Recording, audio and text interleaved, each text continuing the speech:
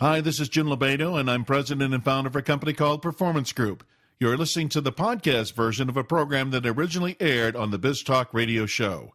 I started BizTalk so you'd have access to today's leading experts about growing your company and yourself. BizTalk is produced by Performance Group. At Performance Group, we work at the front end of a company's revenue stream. We find the salespeople who generate the revenue, and we provide onboarding programs that get them doing that sooner.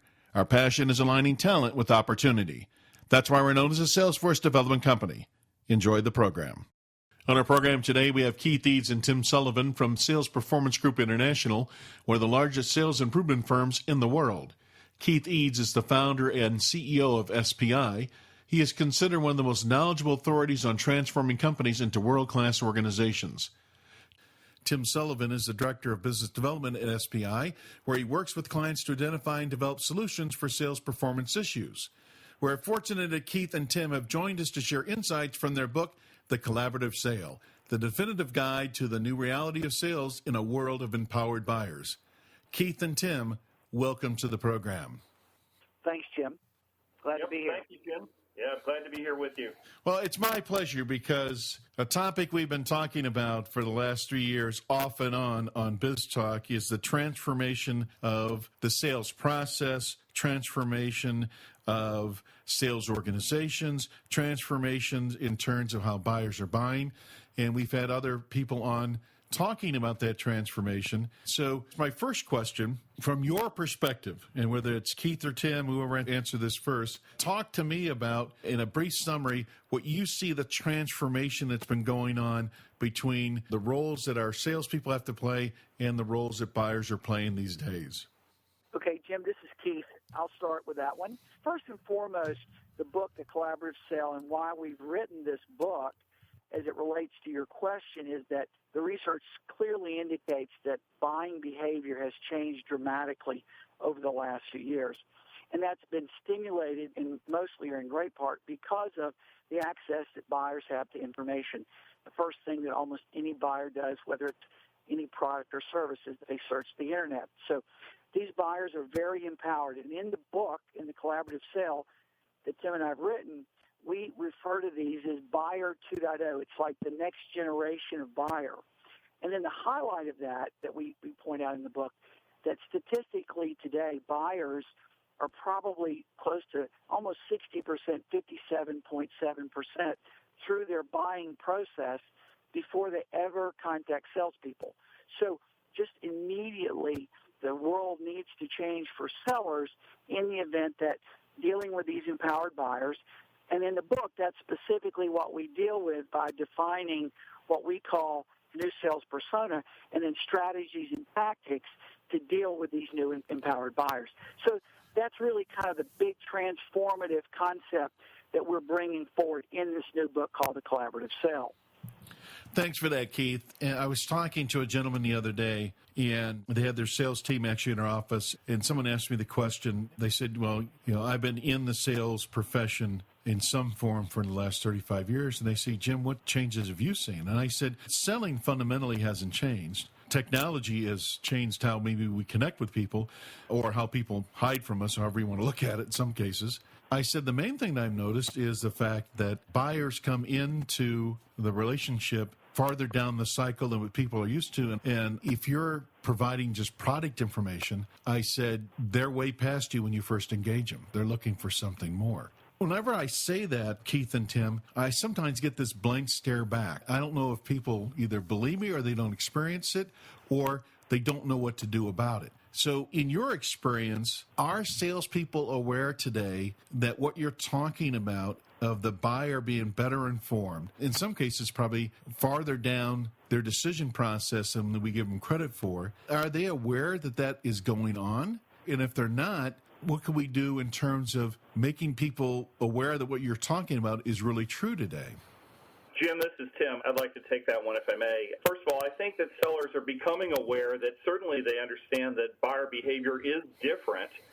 They may not be aware that it's because the buyers have access to more information than ever before and can form an idea of what it is they may want to buy, but they are becoming aware. This book is part of an effort to educate them, certainly. And I also think that sellers are beginning to understand that some of the widely accepted practices of how you engage with customers don't apply anymore. Buyers are much more equipped to be able to know what it is that they want to purchase before they ever engage with us. So we have to change our behavior as sales professionals accordingly.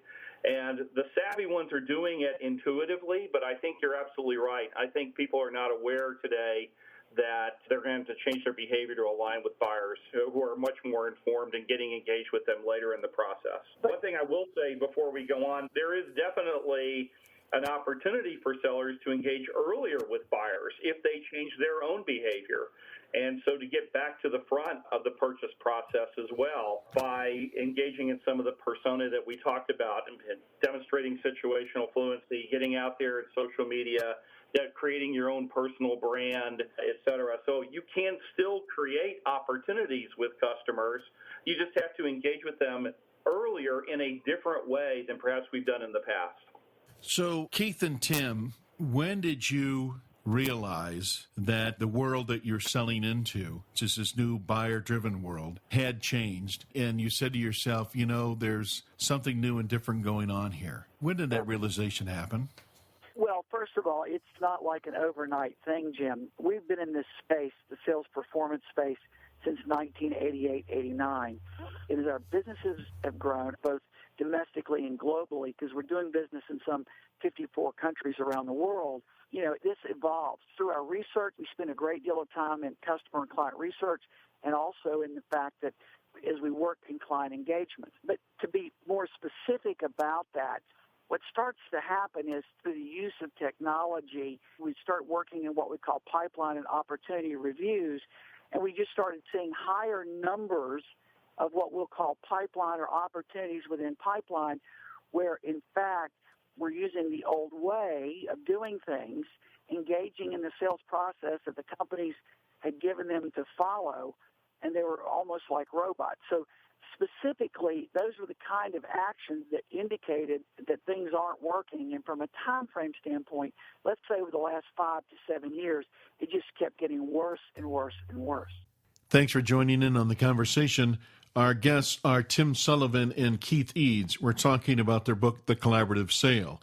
In addition to Keith and Tim sharing their wisdom with you on this program, you can hear other experts cover topics such as recruiting, leadership, marketing, performance management, sales management, and, of course, personal development through podcasts out on our website. That's at BizTalkRadioShow.com.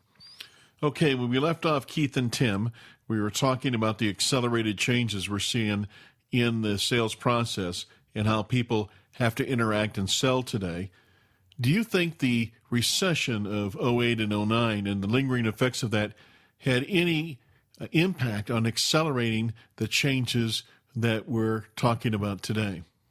Jim, this is Tim. I absolutely think that was kind of the turning point for accelerating these kinds of behavior changes in buyer behavior, and we're continuing to see that today. We live in a world where global economic uncertainty is certainly, perpetuating. It's still going on today, and so buyers' perception of risk is higher than it's ever been. Also, couple that with the availability and growing availability of information and all of the information that people can get through the internet and the technology that brings it to them. We're beginning to see a whole new generation, we call them millennials, who buy and behave differently today. So certainly that recession was the start of it and accelerated, but we're seeing some other trends that are continuing to accelerate changes in buyer behavior. And sellers need to adapt and align with that behavior in order to be successful today. If I could also, Jim, add to that, but it's nice conversation to say this is what's happening, but sales organizations and sellers are really looking for specific tools or ideas. In our book, The Collaborative Sale, we're giving them 3 definitive, what we call newly defined sales personas that they need to use or engage in, right, to deal with these new buyers. And if I could, specifically, and Tim mentioned this, but we're introducing something in the book we call micro-marketers.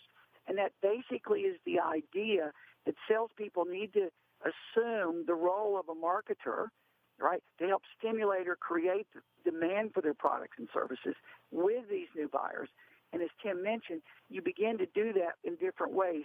And we introduce this in the book through social media and other elements where they begin to have influence when the buyer's not actually talking to them. They're engaging in conversations with buyers in a much different way to help stimulate or create.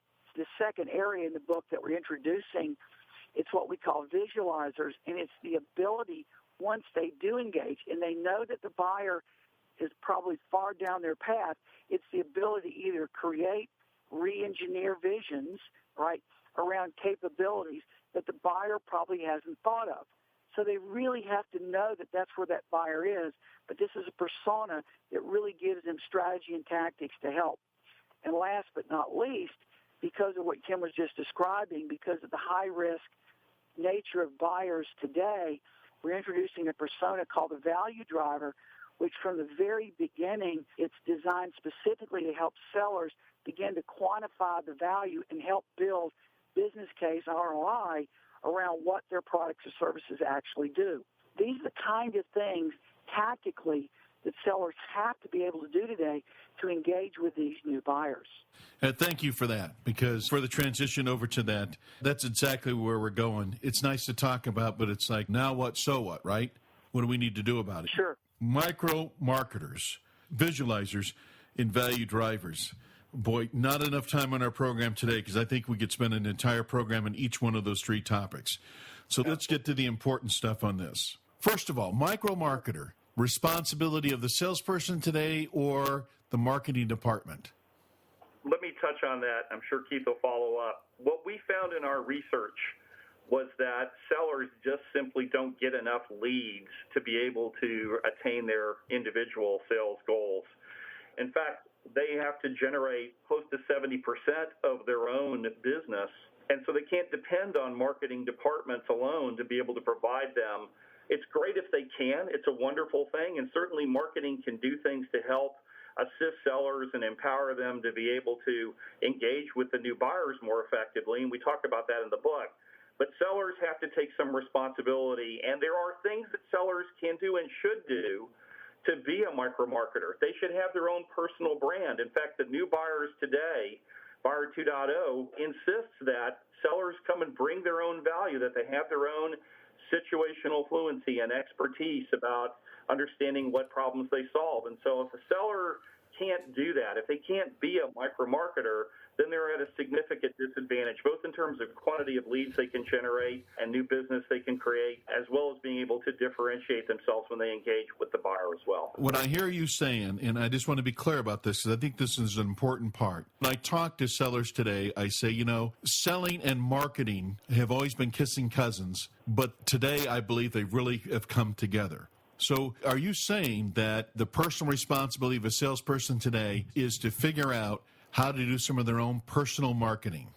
Absolutely. The most effective sellers that we see today are the ones who can engage with Buyer 2.0 in a highly transparent and collaborative fashion.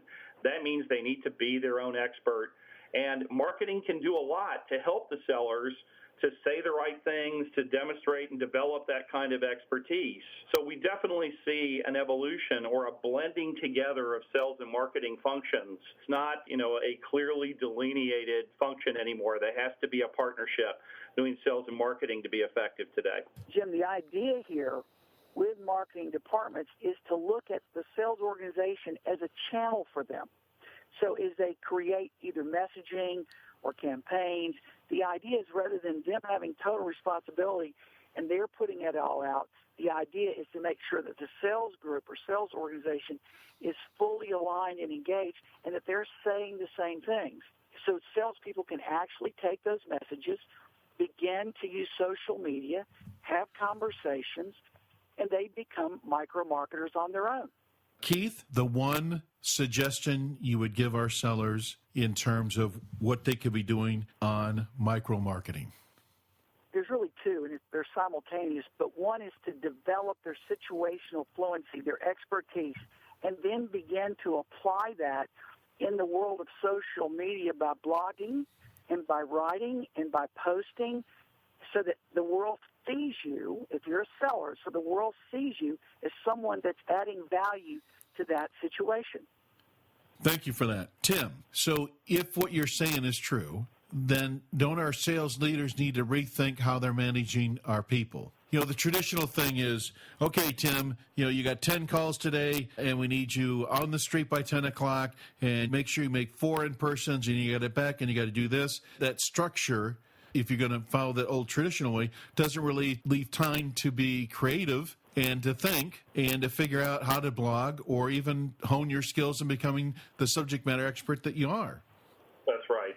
Yeah, numbers are still important, Jim, numbers and activity, but it has to be the right numbers and the right activity. I can make lots of calls, but I can be extremely ineffective if those calls demonstrate to buyers right away that I don't know anything about their business or that I can't add any value. And remember, buyers are more savvy than ever before today, so just having higher levels of activity can certainly help, but more importantly, I've got to be able to demonstrate situational fluency about their issues and their problems and provide them with insight right away in order to engage in a meaningful conversation. So, yes, the sellers need to be managed differently. We need to encourage them to develop that expertise and that understanding of the kinds of customers and the specific customers that they're reaching out to try and sell something.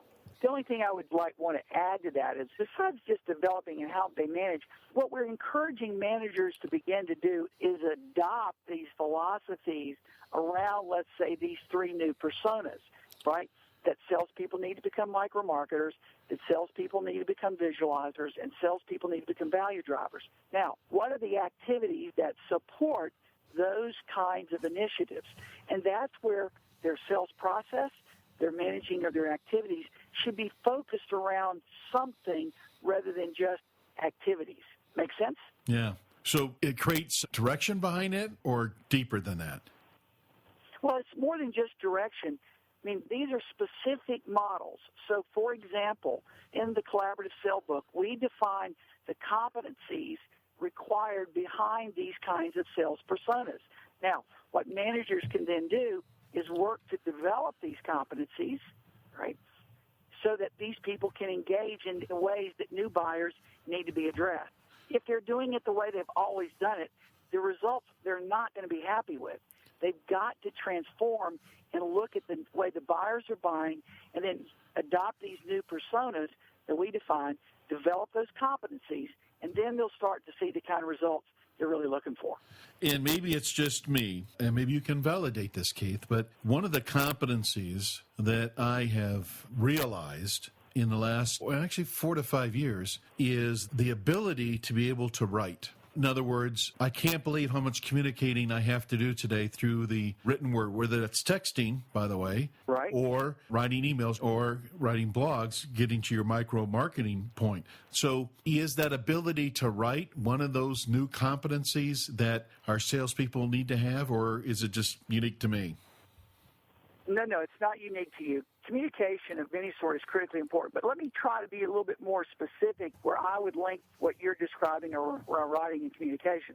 And if I could, I'll give you a real quick example. Historically and in the past, salespeople would make sales calls or have conversations, and if they did reply or follow back up, the typical communication might be, hey, thanks for the meeting, enclose the brochures, right? We look forward to working with you, that sort of thing. And what we statistically know today, that most of that kind of communication, and for sure most of the marketing brochures, found their way directly into the trash cans, right?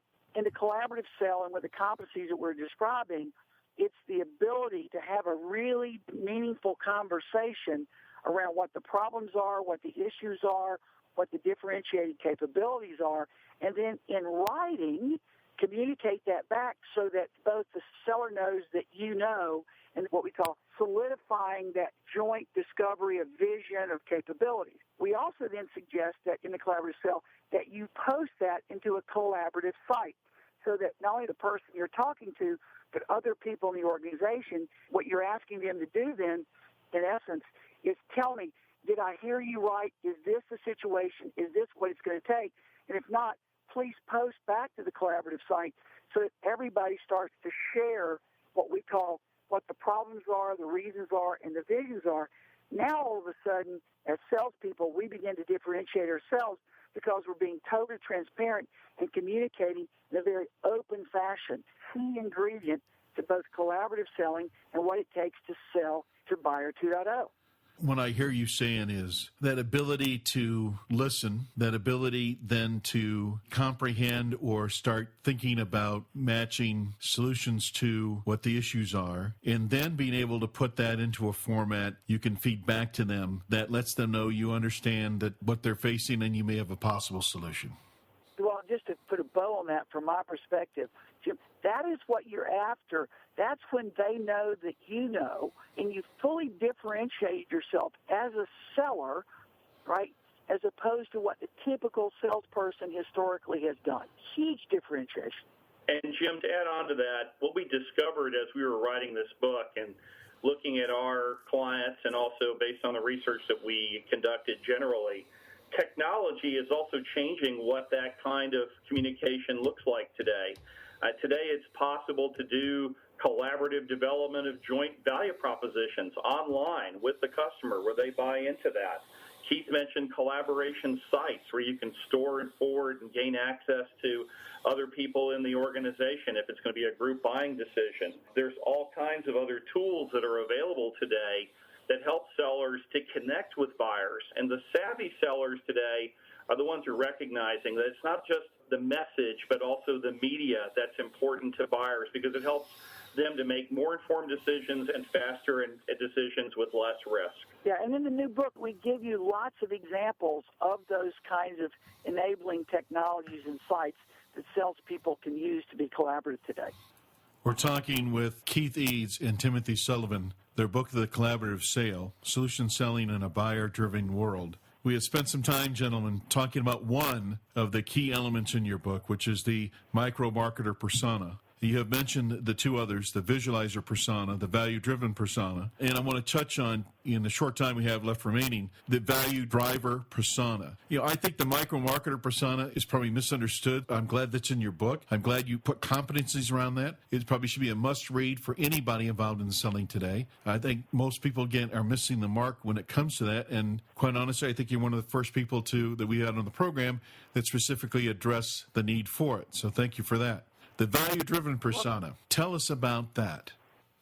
Absolutely. Two things about the value driver persona that I think are important for sellers to understand. First of all, the ability to quantify value is a key differentiator for sellers today. And what we found in our research is that many sellers either don't quantify the value or the impact of the kinds of capabilities they can provide to customers, which is a huge mistake, or they wait far too late to be able to introduce it, and by that point, the buyer doesn't find as much utility in it. So buyers that can work with the seller earlier in their evaluation process to get an idea of what the quantitative impact of what the solutions are that a seller is offering, value those sellers more highly. They differentiate them, and they relate better to them. It's more useful to them. So one of the things we do in the book in this value driver persona is we have very specific recommendations for quantifying value early and often, if you will, as they engage with the buyer. The other aspect of the value driver persona is the ability to mitigate this perception of risk. We mentioned earlier that Buyer 2.0 has a very high perception of risk. In fact, I'd say they're motivated more by fear than anything else these days. And so the sellers that understand this and can mitigate that risk by collaborating and creating a plan for how the buyer can get value from whatever it is that they're purchasing. And that doesn't have to be a complex plan. It can be fairly simple. And address those in advance are much more likely to get the buyer to a decision. Those sellers that don't do that are the ones that end up with a lot of no decisions or deciding to remain with the status quo on the part of buyers. So those are the two aspects of the value driver persona I think people need to understand. Yeah, and Tim, my add to that would be this, that while what Tim is describing is very, very relevant and very important, most sellers won't engage in these value driver kinds of persona activities without some type of tool. So in the book, we introduce several automated tools that are commercially available in the market that individual salespeople or sales organizations can actually use to help them quantify value with the buyers, okay? So we don't just talk about it. We show you where and how to use that in the book. You bring up an interesting point that you've gone and mentioned several times that there's a lot of strategies and tactics in this book, right? How much of the book is, right, talking about the 3 new personas you have, and how much of it is like an operations manual I can go through and start using things tomorrow? I'll tell you, the early part of the book sets the stage for what we call the collaborative sale. The new buyer, the research behind the buyers, so that the readers or sales organizations can actually buy in to the balance of the book, if you will. Then we introduce what we'll say, now that we've identified some of the problems, now what's needed, and then we introduce the sales personas, if you will, that are there. And then we take it from there into what we call tool sets that salespeople can use, the competencies, the tools that can apply. So it's a blended between the theory behind the book, but then practical application and tools that salespeople and sales organizations can apply tomorrow. All right, gentlemen, the micro-marketer persona, the visualizer persona, and the value-driven persona. If we're buying into what you're saying, and I think you're on the mark on those 3 things, do we not have to go back and rethink who we're hiring? In other words, who we're hiring in our sales roles? I totally agree. I think you do need to rethink who you're hiring. And the competencies that we've outlined for each of these personae are extremely important to be able to relate to Buyer 2.0 and engage effectively with them. And they are decidedly different than what they've been in the past. So, yes, I absolutely think we need to rethink what kinds of people we're hiring for sales positions today.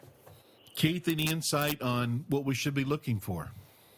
The thing that I would suggest here, right, it's almost like the perfect straight man here for us, Jim, in that in the book and in our business in particular, we are introducing to the world something we call sales talent optimization. And what that specifically means is that not only do we have to hire differently, right, based on these new competencies, based on how the buyers are buying, but as an organization, we've got to have some way of determining, statistically, if you will, who can and who can't. So it's not enough just to say you have to hire differently. So what we're introducing, and we have introduced, are assessments around the criteria and the new competencies.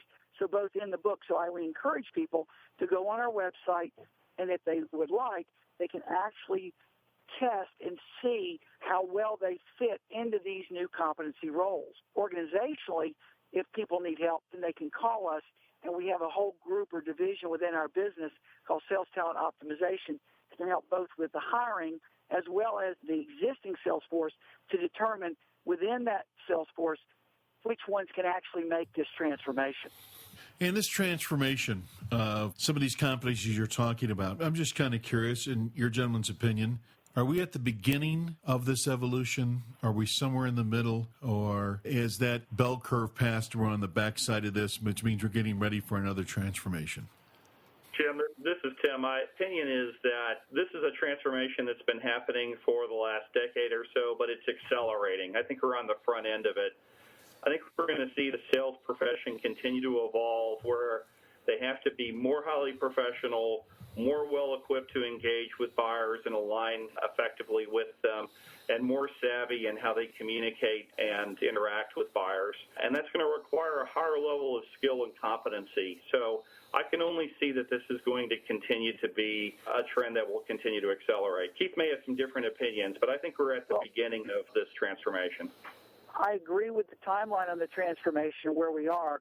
The one thing that I would specifically add, though, to what Tim is saying is that it's not enough to say that you got to think differently. They've got to have specific tactics and strategies to apply that. So specifically, to engage with these new buyers along these 3 personae, they've got to develop the situational fluency concept. And in this visualizer, the ability to either meet them where they are in their vision, engage or enhance it, or re-engineer it is so critically important. If salespeople can't do that, they are not going to do well with these new buyers. One last comment on that as well. The other thing we've discovered is many of these competencies, it certainly helps if you're born with them and they're part of your DNA, but that most of these can be learned and developed if they have the right tools, if they have the right processes and they get the right coaching. So it's possible to make these kinds of transformations. So I am very optimistic that people that are successful in selling today can continue to be successful as they understand these different personae and how they can adapt to them. And I'm sure it's not by accident, but where you picked the name The Collaborative Sale, why specifically collaborative? How does this play into what's going on? Yeah, Jim, the real fundamental truth here is around the philosophy of transparency. Because buyers are so well informed and educated and savvy today, they really want to work with people in a collaborative way. They want to work with someone or organizationally that truly is transparent with them. And so part of the reason for both the naming as well as the philosophy is because that's what buyers are demanding. And Jim, let me add on to that, if I may. One of the reasons why we wrote the book is Keith and I and the other consultants at SPI, we've had a lot of questions about solution selling, a solution selling based approach to we're trying to solve customer problems, and that's how we sell things to them.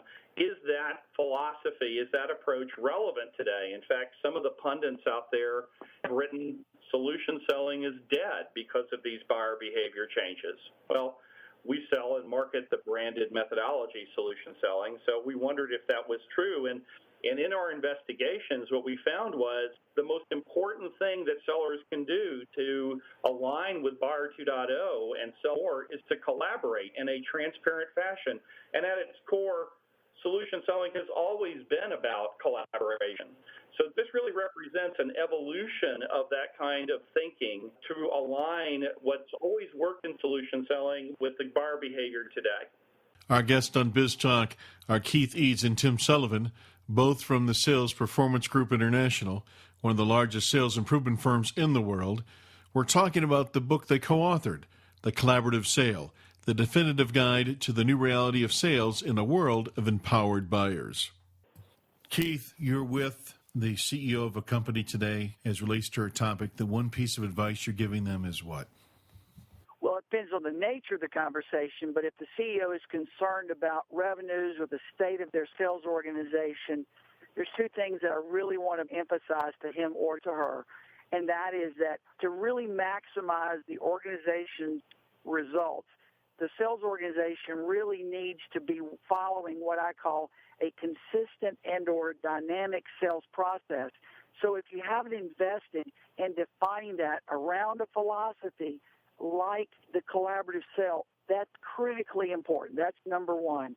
Then number two, you've got to make sure that you have what I call sales talent optimization in place so that you've got the right people that's coming in and the right people that are on the team in order to be successful in today's world. Tim, is there one question today that I should have asked you that I haven't?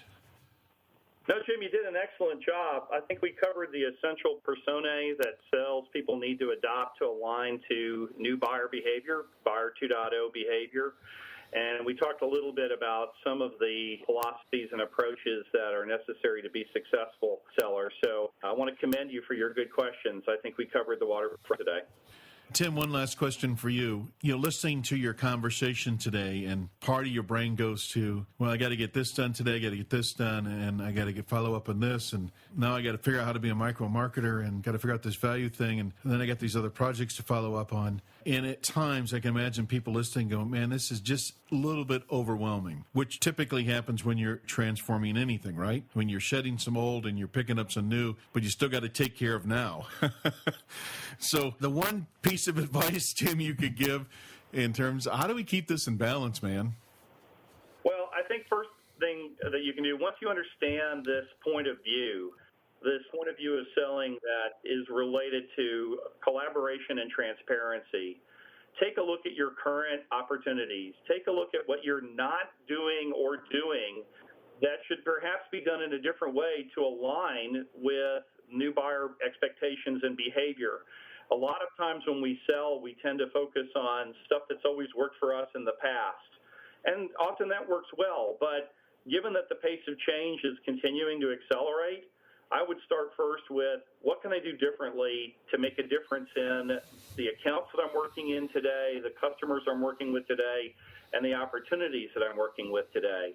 And then use the appropriate parts of this point of view around a collaborative and transparent approach to maybe make a difference and generate some immediate revenue. This isn't the kind of thing that you have to totally radically change everything that you're doing. We want to keep those things that continue to work, but if you can apply some new ideas and new thinking to better align with buyers, you're going to be much more successful. Keith, what's next for Keith Eades? Well, it's a very exciting time for our company, Sales Performance International, as we currently are, as I mentioned earlier, involved around the globe with sales organizations. What our immediate future is with our clients and where we're taking is around the idea of performance platforms. For example, the idea of sales talent optimization linked to learning, linked to sales enablement or sales automation. Because as Tim was describing the idea of how do we do this, what we're trying to get organizations to do is make it easier for the salespeople by putting these philosophies into what, let's say, their business process, their sales process, so that it's just the way of life for people. So what's next for us is a common platform where we can help all of our clients throughout the world in the area of sales talent optimization, learning, and enablement, right, to drive higher levels of sales performance. The book is Collaborative Sale. We've been talking with Keith Eades and Timothy Sullivan as we've been talking about solution selling in a buyer-driven world. Gentlemen, thanks for being on the program. Jim, thanks. Thank you, Jim. It's been a pleasure. This or other BizTalk podcasts may be downloaded by visiting our website, BizTalkRadioShow.com, or you can subscribe to BizTalk through iTunes. Follow us on Twitter at BizTalk1040 and like us on Facebook. If you want to learn the strategies finding and getting performance out of A-player salespeople, contact Performance Group by calling 800-950-9509 or visit us on the web at pmgllc.net. This has been your host, Jim Lobaito. Jim Lobaito. Jim Lobaito. Jim Lobaito. Jim Lobaito. Jim Lobaito. Jim Lobaito. Jim Lobaito.